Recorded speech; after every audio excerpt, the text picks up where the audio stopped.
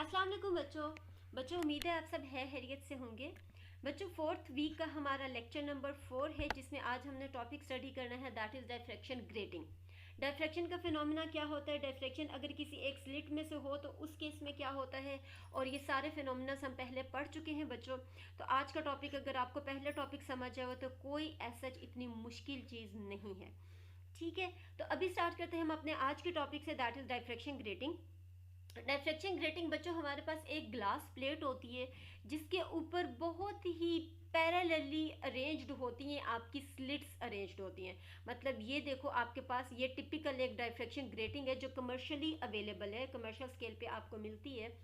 इसके ऊपर ये जो स्क्रीन है बच्चों, इसके ऊपर नंबर ऑफ स्लिट्स होती हैं, नंबर ऑफ लाइंस होती हैं, नंबर ऑफ मैकेनिकल स्लिट्स होती हैं जो इसके ऊपर लगी हुई होती है। अभी अपेरेंटली आपको यहाँ से ये चीज़ नज़र नहीं आ रही, लेकिन जब हम इसके ऊपर कोई लाइट इससे इसको इल्यूमिनेट करते हैं तो एज अ रिजल्ट हमारी स्क्रीन के ऊपर कुछ पैटर्न आता है और हमें तब नज़र आता है कि इन स्लिट्स, यहाँ इस स्क्रीन के ऊपर कोई स्लिट्स पड़ी हुई थी।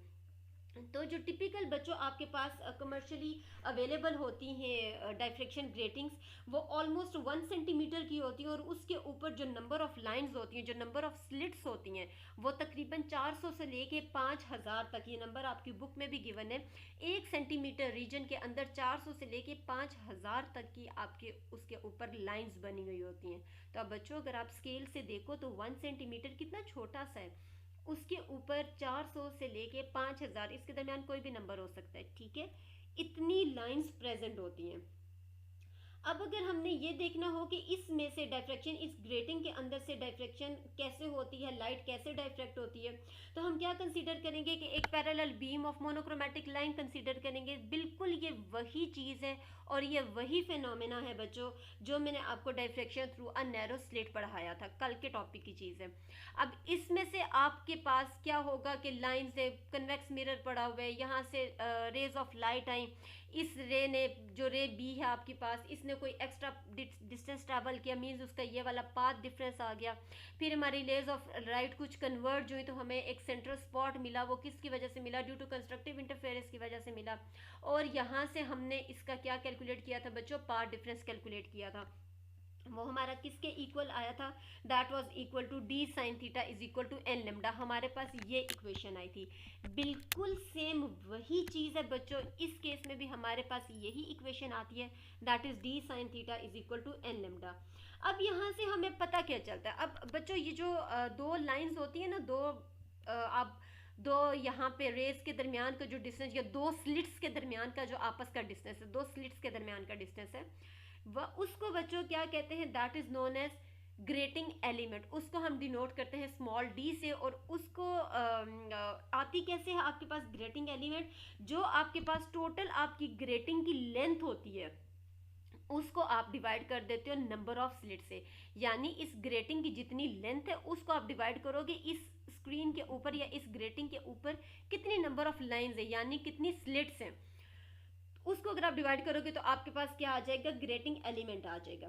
ठीक है बच्चों, अब यहाँ से हमें पता चल रहा है, जो हमारे पास इक्वेशन आई थी, that was d sine theta is equal to n नमला, कि अगर आप एन की जगह 0 पुट करोगे तो आपके पास मैक्सिमा आएगा, मींस कि आपकी वो जो दो रेज हैं वो आपस में इन फेस हैं, आपका कंस्ट्रक्टिव इंटरफेरेंस हो रहा है। सिमिलरली एन की जगह 1 पुट करोगे, 2 पुट करोगे, 3 पुट करोगे, तो करस्पॉन्डिंगली आपका lambda 1, lambda 2, lambda 3, lambda up to so on चलता जाएगा।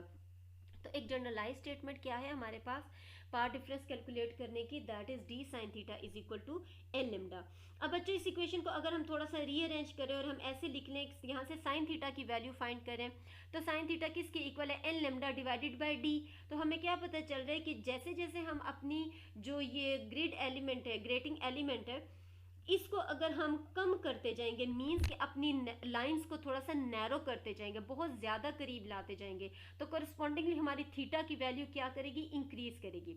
अब ये जो ग्रेटिंग एलिमेंट है बच्चों, डायफ्रैक्शन ग्रेटिंग है, इस फिनोमेना को हम यूज़ कहाँ पर करते हैं, एक तो हम इसको यूज़ करते हैं लाइट स्पेक्ट्रम जनरेट करने के लिए, एटॉमिक स्पेक्ट्रा को स्टडी करने के लिए, स्पेक्ट्रम क्या होता है बच्चों, आपने देखा होगा कि अगर आप लाइट को प्रिज्म में से पास करते हो तो वो जो आपको 7 रेनबो कलर्स नज़र आते हैं वो आपके पास बेसिकली क्या होता है, एक लाइट का स्पेक्ट्रम होता है, ठीक है। अच्छा, वो तो विजिबल लाइट का स्पेक्ट्रम है ना, क्यों, क्योंकि उसके अंदर 7 कलर्स होते हैं, लेकिन आपके पास लाइट के बहुत से स्पेक्ट्रम होते हैं, लाइट के बहुत से रीजन्स होते हैं, यूवी रीजन होता है, एक्सरेज होते हैं, आईआर रीजन होता है, विजिबल रीजन होता है। तो ये जितने भी रीजन्स हैं ये आपके पास लाइट का क्या है बच्चों, स्पेक्ट्रा है। तो आप एक तो इस चीज़ को भी स्टडी करते हो, क्योंकि डिफरेंट कलर की जो लाइट होगी वो डिफरेंट एंगल पे डाइफ्रैक्ट होगी।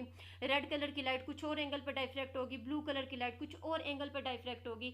तो करस्पॉन्डिंगली आप क्या कर लेते हो कि आप उस कलर की लाइट को जो आपको चाहिए होती है, जब आप उसको डाइफ्रैक्ट करवाते हो तो उस स्पेक्ट्रम में से आप एक तो उस लाइट को एक्सट्रैक्ट कर लेते हो, और दूसरा आप क्या करते हो कि आप इस डायफ्रैक्शन ग्रेटिंग के फिनोमेना को हम यूज़ कहाँ पे करते हैं, क्योंकि हम सपोज अगर एक एग्जांपल मैं आपको दूँ जिसकी प्रैक्टिकल एप्लीकेशन है वो ये है बच्चों कि हमारी बॉडी के अंदर अगर कोई डिजीज सेल है, कोई बीमार सेल है, तो उसको अगर हमने क्योर करना है, उसका ट्रीटमेंट करना है, तो समटाइम्स ऐसा होता है कि हम उसको एक पर्टिकुलर वेवलेंथ ऑफ लाइट के साथ इल्यूमिनेट कराते हैं, उसके साथ एक्सपोज कराते हैं। तो वो पर्टिकुलर वेवलेंथ ऑफ लाइट कहाँ से आई, हमारे पास तो स्पेक्ट्रम में ढेरों लाइट्स थी, ढेरों वेवलेंथ्स की लाइट थी। तो अब उसमें होता क्या है बच्चों कि हम अपनी उस स्पेक्ट्रम में से उस लाइट को एक्सट्रैक्ट कर लेते हैं, एक स्पेसिफिक जो वैल्यू हमें लेमडा की चाहिए, स्पेसिफिक वेवलेंथ की वैल्यू चाहिए, हम उसको एक्सट्रैक्ट कर लेते हैं। फॉर एग्जांपल बच्चों देखो कि ये आपके पास एक लाइट सोर्स है, आपने उसको स्लिट में से पास किया, तो ये जो डाइफ्रैक्शन ग्रेटिंग है आगे आपके पास, इसने क्या बिहेव किया, as a different slits behave किया। तो यहाँ से जब लाइट गुजर रही है तो हर लाइट डिफरेंट डिफरेंट एंगल पे डाइफ्रैक्ट हो रही है। रेड कलर कुछ और एंगल पे डाइफ्रैक्ट हो रहा है, येलो कुछ और पे डाइफ्रैक्ट हो रहा है, ब्लू, ग्रीन, वायलेट, ये सारे आपके कलर्स बच्चों डिफरेंट डिफरेंट एंगल्स पे डाइफ्रैक्ट हो रहे हैं। तो ये जो डी है आपके पास, डी क्या है, ये जो आपको हल्का सी जो स्लिट नज़र आ रही है, स्पेसिंग नज़र आ रही है कि दो आपके पास जो कंजेक्टिव स्लिट्स हैं उनके दरमियान स्पेसिंग कितनी है, that is your grating element. तो उसको चेंज करने से आपके एंगल्स पे, थीटा पे डिफरेंस, उस पर इफेक्ट पड़ता है।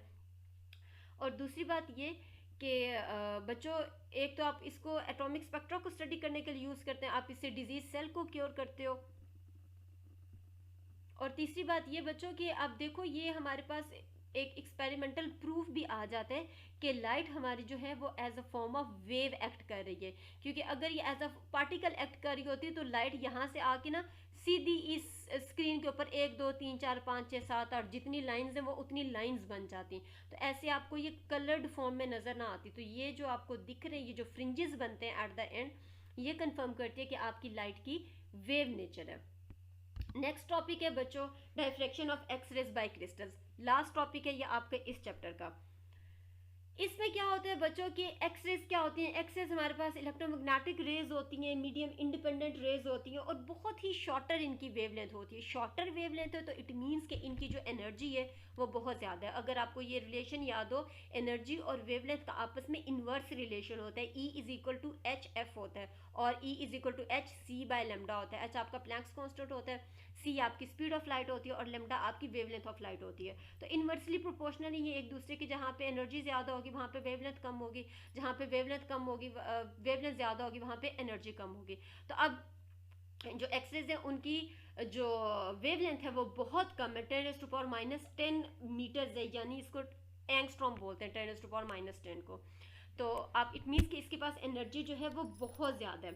अब एक्सेस को हम यूज़ करते हैं कि क्रिस्टल्स के अंदर, जो हमारे एटॉमिक क्रिस्टल्स हैं उनके अंदर डाइफ्रैक्शन कैसे होती है, इस चीज़ को स्टडी करने के लिए हम एक्सरेज यूज़ करते हैं। और हम ये देखना चाहते हैं कि हमारे जो क्रिस्टल स्ट्रक्चर्स हैं उनके अंदर डाइफ्रैक्शन अगर हो रही है तो कैसे हो रही है।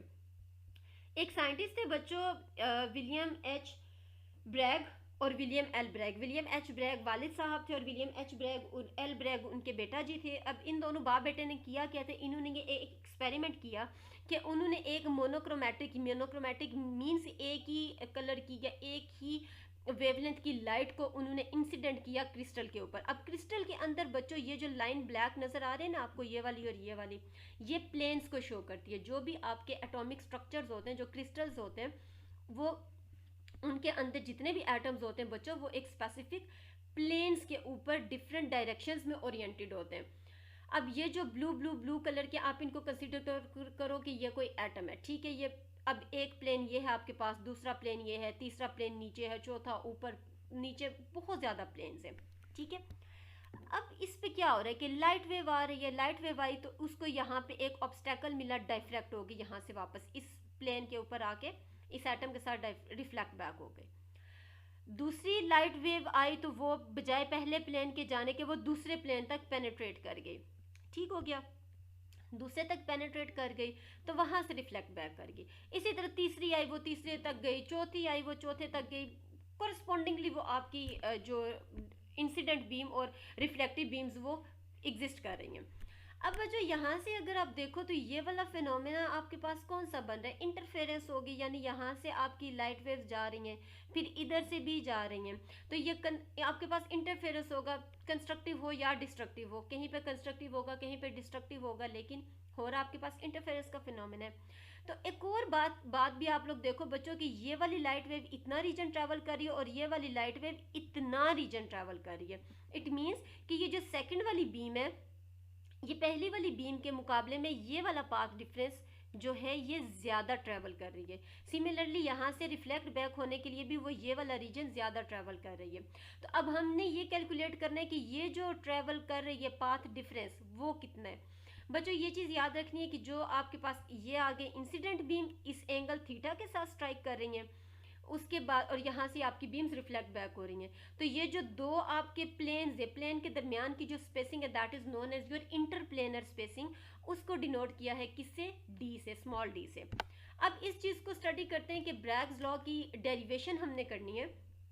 तो हमारे पास क्या है, एक रे 1 है, दूसरी रे 2 है, वो आई इस पॉइंट पे स्ट्राइक करके वापस चलेगी, दूसरी रे आई वो यहाँ से स्ट्राइक करके वापस चली गई, ठीक है। तो कंस्ट्रक्टिव इंटरफेरेंस होने के लिए आपके पास क्या कंडीशन थी कि आपका पाथ डिफरेंस किसके इक्वल होना चाहिए, that would be equal to n lambda. तो एन लेमडा की कंडीशन हमने यहाँ पे लिख दी। अब ये A B plus B C कहाँ से आया बच्चों, एक वेव की तो अगर मैं बात करूँ ना सिर्फ इस पॉइंट की, तो इसका पाथ डिफरेंस कितना चेंज है, दैट इज ए बी। लेकिन अब देखो ये वाली वेव तो पहली वाली वेव का पाथ डिफरेंस है ना, लेकिन जब ये रिफ्लेक्ट बैक करके जा रही है तो इट मीन्स कि उसने ये जो बी सी है ये वाला डिस्टेंस भी ज़्यादा ट्रेवल की है। तो जो मेरा टोटल पाथ डिफरेंस होगा वो किसके इक्वल आ जाएगा, A B plus B C, ये वाला पाथ डिफरेंस प्लस ये वाला पाथ डिफरेंस, तो वो मैंने यहाँ पे लिख दिया। इट मीन्स कि अब देखो यहाँ से आपको नज़र भी आ रहा है कि ए बी और बी सी आपस में इक्वल है, तो मैंने इन दोनों को इक्वल लिख दिया। तो मेरे पास ये पूरी कंडीशन क्या बनेगी, मेरी कंस्ट्रक्टिव इंटरफेरेंस के लिए एन लेमडा किसके इक्वल आ जाएगा, 2 इंटू ए बी। अब फाइंड हमने करना है, हम बेशक ए बी फाइंड करें या हम बी सी फाइंड करें, बच्चों आप यहाँ पे 2 बी सी भी लिख सकते हो, ठीक है।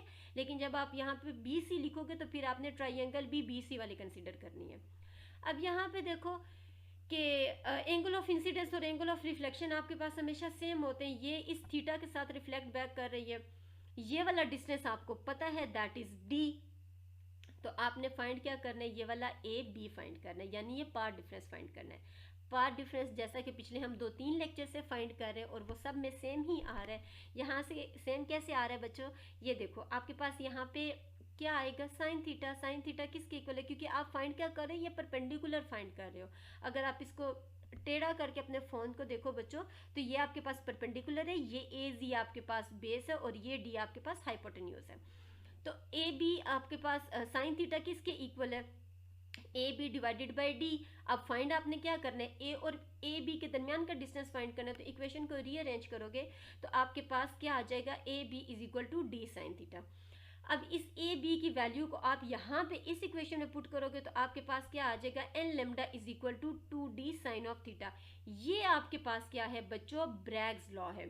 मतलब कि आपके पास जितनी भी वेव्स हैं वो यहाँ से इंसिडेंट आके वेव्स आपकी जब रिफ्लेक्ट बैक होंगी वो जितना पाथ डिफरेंस ट्रैवल करेंगी उनका पाथ फेज डिफरेंस कितना आएगा, that would B integral multiple of the wavelength यानी एन लेमडा, और आपके पास वो पाथ डिफरेंस कितना उसके दरमियान आएगा, that would be equal to 2d sine of theta. ये तो थी ब्रैग्स लॉ की डेरिवेशन। अब इसका इंस्ट्रूमेंट एक्सपेरिमेंटल सेटअप कैसे होता है बच्चों, या आपको नज़र कैसे आता है, ये आपके पास एक्सरे सोर्स है। आपकी स्क्रीन में से पास किया, ये आपके पास कोई भी सैंपल अंडर कंसिडरेशन है, कोई भी सैंपल अंडर कंसिडरेशन है। फॉर एग्जांपल आपने किसी का एटॉमिक स्ट्रक्चर स्टडी करना है, आपने ये देखना है कि वो कोई चीज़ आपके पास क्रिस्टलाइन है या नहीं, तो उस केस में आपने वो सैंपल रख दिया। अब ये बच्चों आपको जो रेड ग्रीन ये जो सर्कल्स और ये जो लाइंस नज़र आ रही है ना, ये आपके पास प्लेन्स है। ये जो एक डब्बा बन रहा है ये एक प्लेन है, ये दूसरा प्लेन है, उसके बाद ये वाला सारा तीसरा प्लेन है। इसी तरह इनके बीच में नंबर ऑफ प्लेन्स होते हैं और ये जो है ये आपके एटम्स ओरिएंटेड है। ठीक हो गया। वहां से लाइट आती है, डाइफ्रैक्ट करती है, ये आपके पास ये फिनोमेना होता है सारा, ये जो अभी हमने स्टडी किया। उसके बाद आपके पास ये जो आपकी फोटोग्राफिक फिल्म है या आगे आपके पास जो डिटेक्टर है उसके ऊपर जाके यहाँ से डाइफ्रैक्टेड लाइट फॉल करती है और आपके पास एटॉमिक स्ट्रक्चर की इंफॉर्मेशन आती है। अब आपके पास ये ज़रूरी नहीं है कि आप सिर्फ इसके लिए एटॉमिक स्ट्रक्चर्स को ही फाइंड करने के लिए आप एक्सरे को यूज़ करते हो, आप बायोलॉजिकली भी इसको यूज़ करते हो, आप मॉलिक्यूल्स के स्ट्रक्चर को स्टडी करते हो, डीएनए के स्ट्रक्चर को, हीमोग्लोबिन को स्टडी करते हो। अच्छा, उसके बाद आप बायोलॉजिकली एक्सरेज का जो हम हमेशा बात करते हैं कि हाँ जी हम एक्सरेज करवा रहे हैं, तो उस एक्सरे में भी हो क्या रहा होता है, उसमें भी यही होता है कि आप एक्सरे फॉल करते हो बॉडी के ऊपर, कि सपोज अगर आप हाथ पे फॉल करते हो तो हाथ में आपके पास गोश्त भी है और आपकी हड्डियां भी हैं, तो आपकी लाइट गोश्त में भी पास करती है और हड्डी में भी पास करती है, तो वो जहाँ पे जाके आपकी लाइट एब्जॉर्ब हो जाती है तो वो आपको फर्दर इमेज नहीं देती, तो वो आपको रीजन क्या नज़र आता है, ब्लैक नज़र आता है। और जहाँ से आपकी लाइट ट्रांसमिट कर जाती है वो रीजन आपको, यानी आपकी बोन्स जो हैं वो आपको क्या नज़र आती हैं, ब्राइट नज़र आती हैं। ठीक है बच्चों, ये तो था आपका आज का लेक्चर, आज के टॉपिक्स। आपने होमवर्क क्या करना है, इन दोनों टॉपिक्स को बहुत अच्छी तरह से प्रिपेयर करना है, लेक्चर में से देके और बुक में से, और फिर इनके नोट्स बनाने हैं। बच्चों प्लीज़ एज इट इज़ मुझे मेरे नोट्स का, मेरे लेक्चर्स का डिट्टो छापा मत मार के दिया करें। मैं हर लेक्चर में आपको ये बात कहती हूँ और मेजॉरिटी बच्चे मुझे यही रिजल्ट, यही होमवर्क दे रहे होते हैं। उसके बाद आपने न्यूमेरिकल प्रॉब्लम नंबर 9.5, 9.6, 9.7 सॉल्व करना है। ये आपके डाइफ्रैक्शन ग्रेटिंग वाले एक्सपेरिमेंट में से रिलेटेड आपके न्यूमेरिकल्स हैं। एक ही फॉर्मूला लगता है सब में, d sine theta is equal to n lambda, d sine theta is equal to n lambda, सब न्यूमेरिकल्स में एक ही रिलेशन लगता है। उसके बावजूद बच्चों आपको कोई क्वेश्चन हो, कोई कन्फ्यूजन हो तो आप लोग मुझसे पूछ सकते हैं। अपना बहुत सा ख्याल रखिएगा। अल्लाह हाफिज़।